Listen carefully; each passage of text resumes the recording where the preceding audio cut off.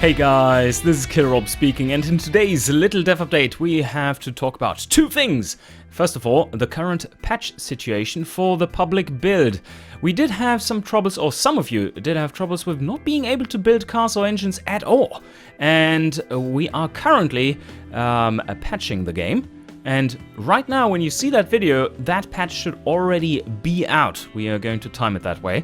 And if you then still have those problems, that when you go into Sandbox and start a new car, that you can't build anything, that there are no options available, that points towards that your database is messed up, and we need to figure out why that is, and we require your help. If that is still the case after today's patch, some of you have sent us the database and log files, which is a massive help in figuring this out. If you still have that after today's patch, please go to the forum thread that is linked in the description down below this video and see the instructions for sending us along your log file and your database so that we can get rid of those problems, because that is the worst thing ever if some people just can't play the game at all. Of course, you want to get playing instantly right away, even if you still have those troubles. And, well, there is a very simple solution to those troubles, and that is just removing your database file. Instructions for that are also in the thread below. Alright, but now let's start talking about a few new things. And that would be stuff that is coming to the Lite campaign. What I'm going to do today is go through with you some very preliminary in some cases, and pretty much close to final drafts of some of the UI that is coming for the Lite campaign. And currently, well, let's go into a project here. Currently, it is something that you only view as this. Well, that's nice and all, but there's no functionality in that, of course. And what we are going to talk about is these tabs here, as well as the main hub. And this would be the very early draft. As you see, it is very much unfinished and not polished whatsoever. This is just all made, all those things I'm just showing you now are all made in InDesign, where I usually draft UI. When you're playing the Lite Campaign V3, this will be the screen where you spend time on. So there will be controls for how quickly you want to progress time. You have the time over here, so date, KillerRob Motors Incorporated, your current money, and how many models you currently have in production, how many factories you're using, and how many countries you're selling to, as well as your current prestige and reputation rating and the monthly change to it. So far, so good.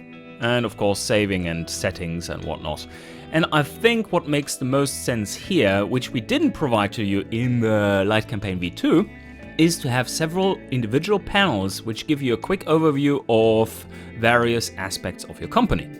For instance, finances and loans, a little graph over the last 10 years of your revenue versus expenses maybe, that is always handy. That existed in the Lite Campaign V2, but that was on a different tab, so you would have to switch around while time was going, and you maybe were missing some things that were happening then, and overall there was not much data being shown to you. And this is something that I want to put all on one screen, but reduce the amount of information down to a level where you can say like, okay, that is relevant to me right now, and I don't need to have more information at a glance. And if I want to know more, I can always click the main button for whatever I'm looking at to get more information and more detailed graphs and whatnot. So this is the design approach I'm taking here, but I'm not quite sure if it's working out yet or not. So this would be a little graph where you can switch between modes. One shows you your revenue versus your expenses, and the other one shows you a list of your current loans and your payments. And this is a 2-in-1 UI in that instance. You have a take out a loan feature here as well, where you can just decide like, okay, my company is valued at 4.38 billion and I want to take out a little loan here. And I want it to run over 5 years, 60 months. And then you can just take it out. And you see your effective interest rate, your monthly payments, and how much that 450 million loan costs you in total. So you can take that out when your resources are running low, or you can go to your detailed finances there. Markets and economy. Interesting. Yes, you want to keep an eye on the economy and what it is doing, if it's going into a big recession or if it's booming. And you keep track of that by either selecting the global average, which would be this mode, or a specific country, which allows you to select a country for which you want to track your data. What is going on here, I don't know. It would just be probably some year-over-year values or whatever. And of course, more details and going to the actual markets and overview, like you were able to do in the Lite Campaign V2, you would probably do via this button. These massive buttons are not going to stay that massive, no worries. R&D, very important, marketing, important stuff. Maybe I should throw out the staff and marketing here and just put in a news ticker. I think that is something we want to see, so that you get messages, for example, blah blah blah. AI company has released the new Falcor Mark III, which completely trounces your Bulldog X9. So yeah, that is something you might want to see there. And that would also be something where you could display like recalls happening, special events, and all kinds of things. Project news and so on. But now let's get back to the main thing here, the main panel, which is basically the only thing you had back in the Lite Campaign V2, and that is your production overview. So you're producing a model with several trims. With this you can expand or contract these, collapse these, and you would be getting your very, very nice to see that right here. I think that's something that many of you would have wanted. Without going to the market tab, you see how well in the competitiveness rating your trims are still doing here. The model average as well as your individual trims. How much stock months you have worth left in stock. So at current sales, how many months worth of stock do you have? Utilization of the factories on average, and that is also broken down by trim, so you can see how much they are using up of the factory, as well as production quality of the cars. That will be something that is entirely new, and it's something we have had planned for the Lite Campaign V2, but weren't quite able to put that in. So average batch quality of your cars, which will affect callbacks. I don't think we will have callbacks in the Lite Campaign V3, but it's definitely coming for Lite Campaign V4. How many cars you're producing, that is of course K and M is for kilo and mega, and that's just 1,000 or 1 million. There's also the B, of course, which is the billion, 10 to the 9. And this should be pretty straightforward. How much profits or losses you're making, and you can see these are colored. And I'm not quite sure if we want to keep it that way, but this would not show you if it's negative as a whole, but the monthly change. So if it's red, then it means that it is lower compared to last month. I think that might be useful, especially when you see like all of them are going red, and then you check the news and like, oh, okay, my competitor has released something big. I probably need to look into making a revamp of that model. Yeah, so stuff like that. I think that might be useful. For cars that no longer are in production, you instead get the total numbers over the the lifetime numbers for them. And then over here, we get into some project management stuff. Yes, Gantt charts. Yeah, very nice. So as you see, they are linked from left to right. So this model here, this line continues, and it's actually this line over here. This would be a big 2D plane, which you can, with your right mouse button, scroll through. So what is this showing? Well, the gray stuff here, the dark gray stuff, is just normal production. And this is factory tooling, which means there's a shutdown, right? Then these are engineering, And this is during factory shutdown, the previous models you have been building there. For those, you might want to accumulate stock. And there will be a setting where the AI automatically for you can manage stock levels. So you set a target, which is this like stockpile target, kind of sniper symbol. You can set the AI to, over a course of like say 2 years or something, accumulate 6 months worth of stock. And this bar would show you how long the stock would last or did last. So that, I think that's very handy. It's a very quick way of seeing, okay, do I have enough or do I not have enough? And of course the length here is just determined by how long your retooling takes. That's basically it. I think this is a very handy overview which gives you a lot more information than you had in the Lite Campaign V2. And I think this will make it feel a lot more comfortable sitting in the screen and passing time, because you don't have to manually switch between panels to not miss anything. You will have all the information here, and because 1 month changes rather small things only, usually, it means that you have plenty of time to check all the panels every few months. Okay, well that's this panel. I think it's coming along nicely. It will have some cleanup required, and we might want to have it look a little less grey, have these gaps maybe show through the global map or something. But we'll see about that. Comment below what you would like to see on here, which would be super useful, and just comment on what you see here in general. That's also true for all the next panels, so I won't repeat myself. Just comment below what you find useful on that and what you think is too much or too little.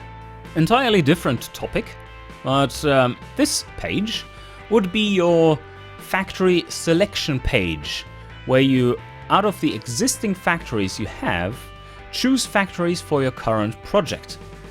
And as you can see, it has country and basically its size and the which add-ons it currently has, and then what is currently in production in it, for how long it has been in production, and what is coming up next is the line below. Usually that will be empty when you're just normally in production, but if you have planned something for that factory in the future, it will show its future production and how many months there are left until that production starts. All these stats here are basically what you're setting in the next tab we are going to take a look at, and some production statistics over here as well, including quality and so on. That's I think all good stuff you would want to know before selecting a factory. Yeah, that's good. So let's go to the next one. Okay, so here we've arrived at the actual factory, individual factory tab, which you are tuning for your project. There are 3 main panels here, apart from the main UI down here. 3 main panels, and that is slots for the individual trims, which you want to put in there for production. And you can add a trim and select out of the trims you're currently engineering. And you see that the more trims you add, depending on factory size especially, the more efficiency overall you lose for all the production in the factory. So you want to limit the amount of trims you're producing in a factory, spread them out nicely. This is to make sure that you're playing the game right, in air quotes, and that is not spamming trims, but rather make very careful decisions about which trims you really need and how large the gaps should be in the trims, between the trims when it comes to markets. That should not be, those gaps shouldn't be too small. So yeah, you only have a limited number of slots effectively per factory. It's no hard limit, but we kinda force you to make decent decisions. So if you have a large factory, that large factory will probably only start to really drop off after 5 or 6 trims. So in larger factories you can produce more trims efficiently. This panel also gives you the information about how many cars that corresponds to, how many production units that takes, and what utilization percentage the various trims have, and what the production costs will be. Then Factory Manager, that is something that will not be part of the Lite Campaign V3, but V4 most likely. Staff isn't coming back until V4, because that's another big thing to implement. We want to get it to you earlier rather than have all the little features in there which are not absolutely necessary. You could play the Lite Campaign V2 as well completely without staff, without issues. So we are going there first to give it to you earlier, because this whole staff thing will probably take a month or so to implement. We don't want to delay it another month. So then we have production quality over time. Very important. And all of you who are like, oh, this looks like math. Yes, fuck you. This looks like math. Tycoon games are kind of about math. So, what's happening here? These are the bell curves for production quality at different times. And you already have seen those in the Lite Campaign V2, but they weren't utilized. And maybe they are not going to be utilized now either for the first... for Lite Campaign V3, but definitely in Lite Campaign V4. And basically what they are telling you is the average quality of your car, which is the centroid, this is the highest peak, that's the average quality, and the spread in production quality. And basically you get callbacks, you can get callbacks for anything that is below 1. But the chance of something being called back if it's like 0.95 is very low. The further down you get, the higher the chance that that is a callback. And this line here marks your QA threshold. This is the minimum quality you set to be required for the car not to be sent back to be remade. If you send back cars to be remade, that causes slowdown, but it will lower the chance of a callback. So the higher the line, the higher the slowdown, but the smaller the chance for a callback. You can change these curves and how they progress over the years via all these sliders down here, and I think that will become pretty apparent once they are in action. Like tooling quality, of course, you would get a smaller spread, but you have to have them maintained properly, and you have worker wages, which are not really worker wages, but really worker quality, because the higher wages you pay, the more qualified personnel you get, more motivated personnel you usually get. And yeah, that's all good. Automation level, how much staff you need, and yeah, I think that summarizes it. Oh, but one thing that is important on this one is that if you are utilizing your factory heavily, then maintenance will suffer and these curves will be moving down rather quickly.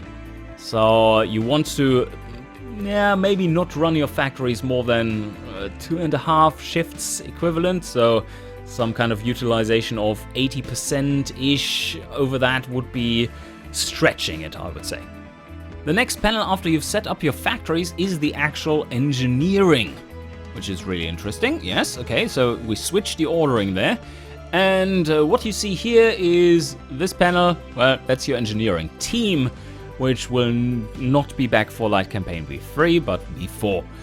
But this one is important. Which trims are you actually engineering? You can switch them on or off, and it shows you how many production units they take, and what you will be happy to hear about is something that will really change around how you can play the Lite campaign. It gives you more options, and that is the tooling slider in the engineering panel.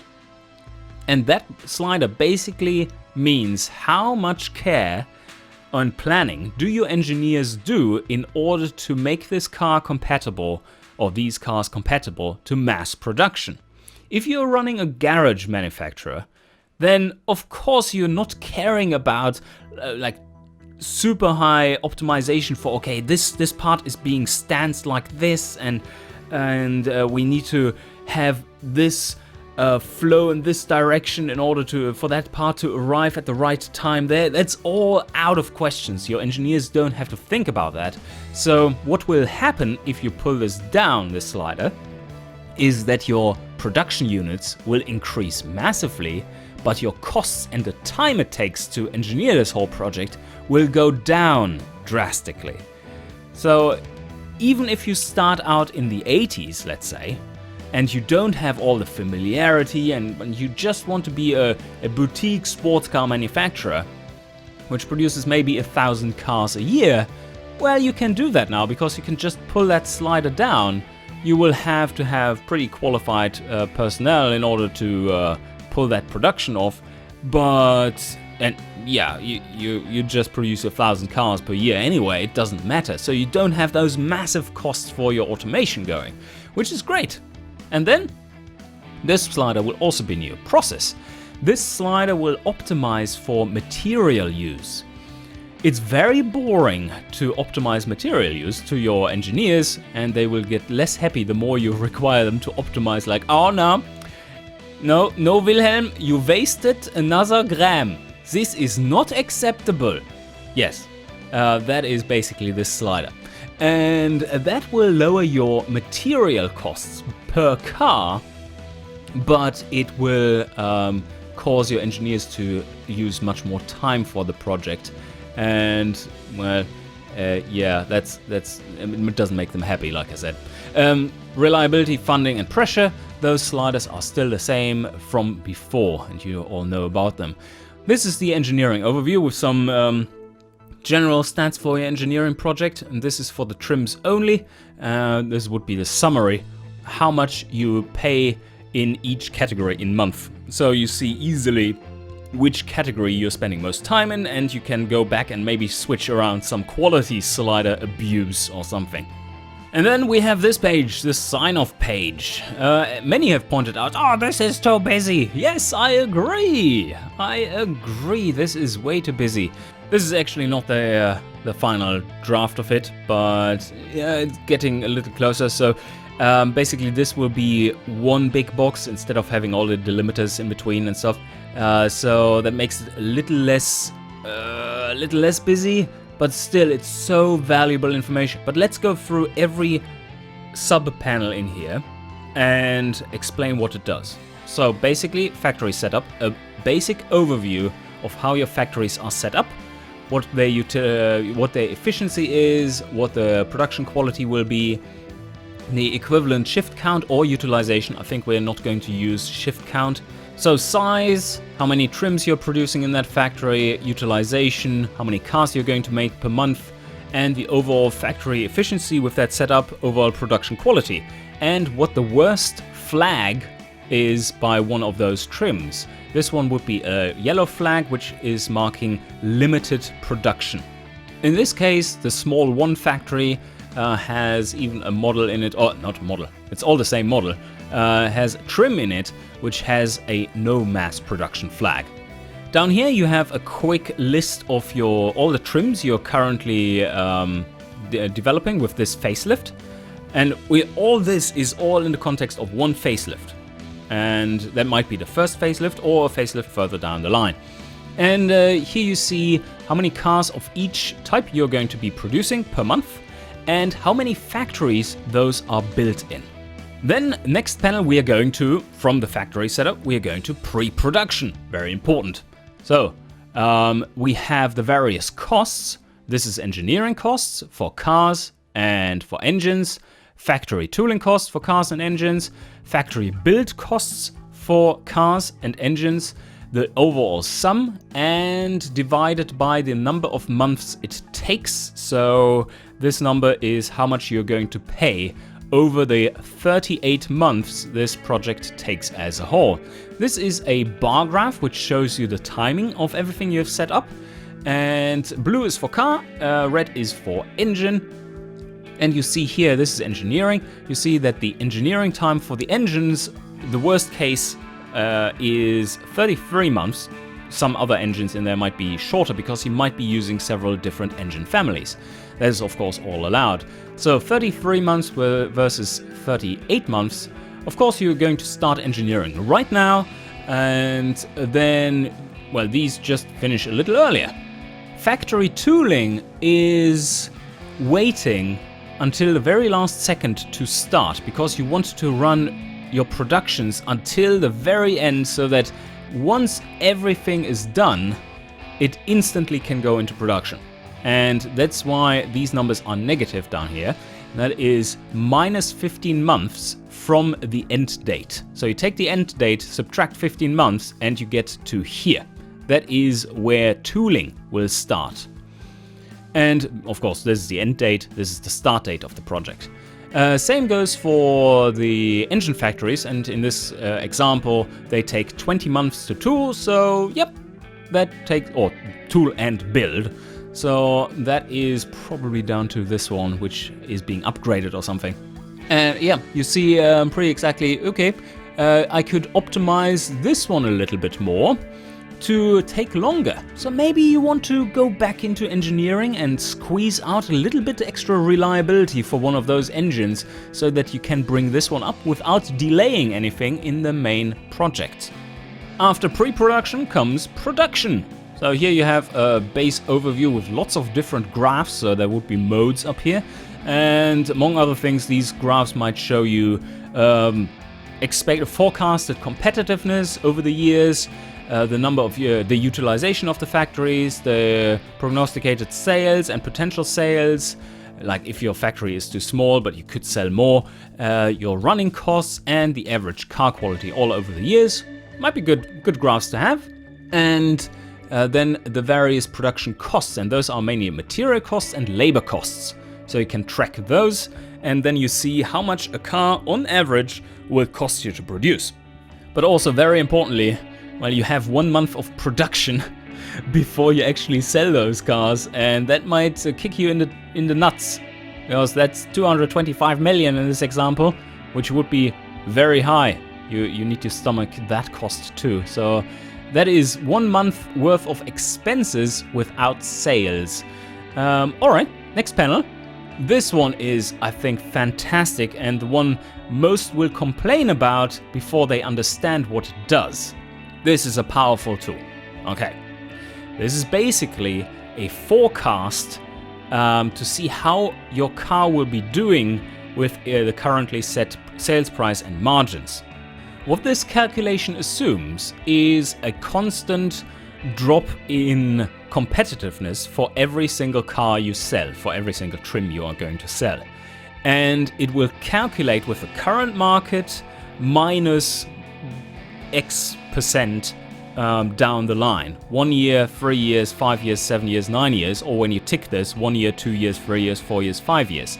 And you see a breakdown of the costs per car. If you only have 1 year of production, your loans you take out will make quite a big dent in it. Where do I have loans? Here, this is the bank symbol. So for each car you would have a surplus just for the interest rates of $758 you would have to put on there to make up for having taken out a loan. Factory tooling in this example, which is, this example is all weird, so don't take these numbers as anything to go on. It's just a very basic example. Just threw numbers in there so that there's something to display. So tooling costs per car that is produced. Here you see the number of cars that are produced. So it's assuming 120,000 cars are being produced the first year. Engineering cost per car, factory cost per car without tooling. This is just build cost. You have labor and material costs per car, and this is the same number you get here.